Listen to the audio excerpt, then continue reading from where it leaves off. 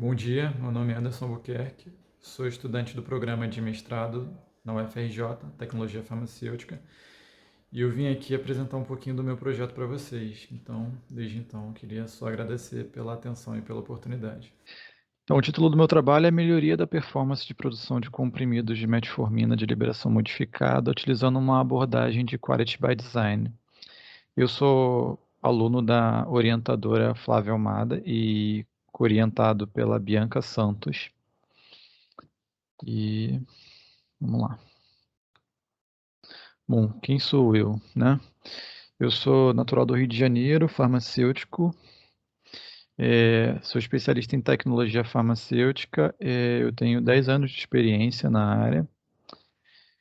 Já trabalhei com desenvolvimento de produto, assistência técnica, transferência de tecnologia e design of experience.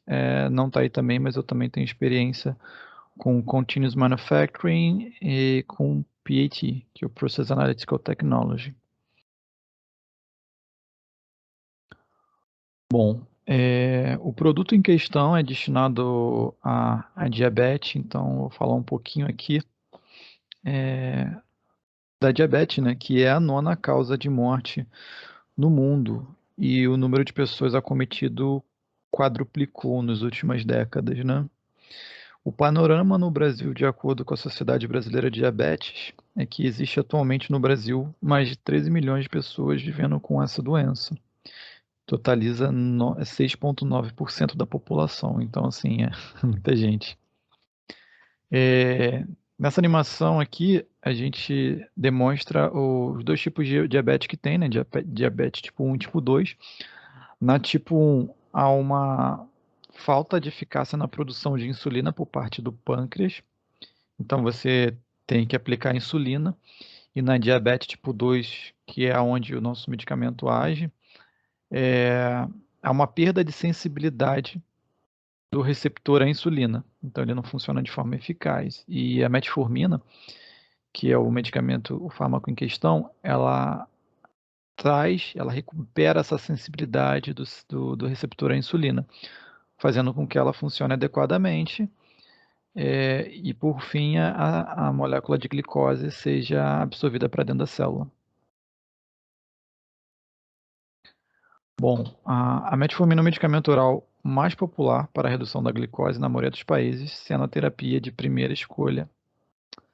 Então, assim, é um medicamento muito robusto, um medicamento antigo e continua sendo a primeira linha de tratamento. Bom, a metformina ela é comercializada na forma de comprimido de liberação modificada. Então, a gente tem a metformina de liberação prolongada e imediata. Isso aqui é um exemplo de um comprimido desintegrando, né, bem rápido.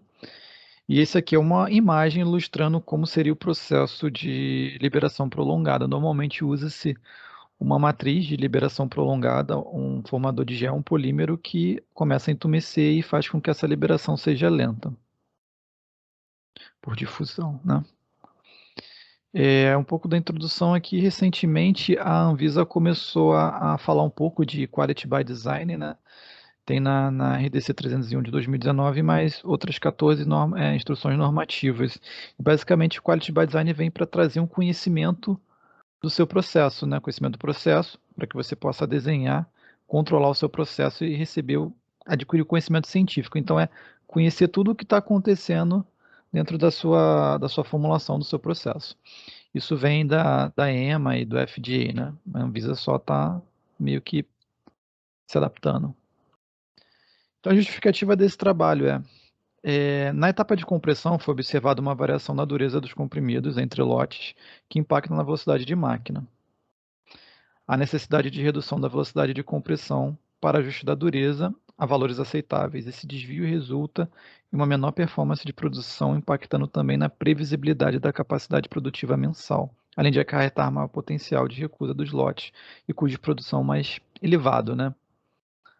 Então, o objetivo desse estudo é compreender o impacto dos atributos críticos de materiais na performance de produção dos comprimidos de metformina e liberação prolongada, visando o desenvolvimento de estratégias eficazes para lidar com problemas relacionados à etapa de compressão. E os objetivos específicos seriam realizar a análise de risco dos atributos críticos, investigar as interações entre os atributos críticos e a performance de compressão, construir um design space a partir das interações investigadas, definir a estratégia de controle em processo para melhoria de performance de compressão. Como o tempo é curto, eu vou passar rapidamente, mas esse é um pouco dos equipamentos que foram utilizados. Essa aqui é a parte da formulação que é possível mostrar, né, uma vez que é confidencial algumas informações. Para esse projeto, a bancada vai ser fechada.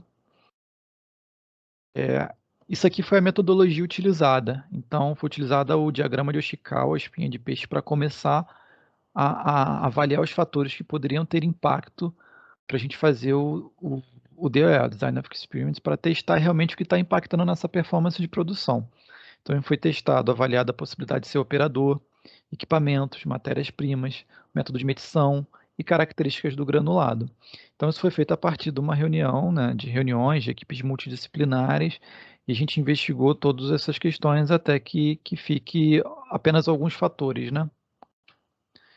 Em cima desses fatores, você faz um desenho, né, de DOE, que o objetivo é ver as interações.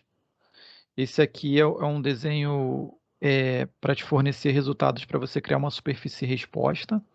Então, você desafia, além do seu referência, o mínimo e o máximo da sua especificação, você vai além, a gente chama de alfa, né? Para todos os fatores. Então, se você tem uma umidade que vai de 1 a 2, você tem que testar antes de 1 e depois de 2, exemplo, né? Então, dentro das suas materiais, você tem várias especificações ali que foram setadas e nem sempre você conhece o porquê e o que poderia acarretar no seu produto na qualidade final. Somente características físicas, né? Porque toda a parte química é muito bem elaborada em cima da farmacopeia. Então, esse foi o estudo, esse aqui é a codificação, tá? 1, 0, -1, menos alfa e mais alfa. A partir daí, a gente pega aqueles resultados que vêm do diagrama de escala que diz o que poderia ter impacto, né? O HPMC e a umidade do granulado. Normalmente, quando a gente faz um processo de granulação, né, para compressão dos comprimidos, a gente considera muito a umidade do granulado, porque é algo que está sob o seu controle. Você molha o seu pó, e você controla a secagem, então você controla a umidade disso. Mas as matérias-primas que vêm de fora não são controladas. Você tem um range de especificação e se você receber dentro desse range está ok, você não seca a matéria-prima. Então você tem um fator que está fora de controle e você não conhece o impacto dele para com o seu produto. Só que nesse desenho a gente resolveu avaliar isso também. Qual seria o impacto do formador de polímero, né? Do polímero HPMC, né? O polímero que ia regular a liberação, né? Dentro da formulação. Então foi desenhado esse desenho aqui, foi feito esse desenho, né? A partir desse desenho, o que foi feito? Foi usado apenas um lote para você ter controle, para você não ter outras variáveis. Então, eu peguei um lote de granulado e um lote de matéria-prima do HPMC. Ele foi seco, né? Em umidade para fornecer umidades diferentes. Porque apenas um lote, para a gente não ter outros ruídos, outras variáveis nesse desenho. Isso forneceu para a gente diferentes resultados aqui, né? De dureza. Aqui, ó. Dureza está em kp, quilopante. E aqui você tem os inputs de umidade do seu X1 e X2, que esse aqui seria o granulado, esse aqui as umidades do HPMC.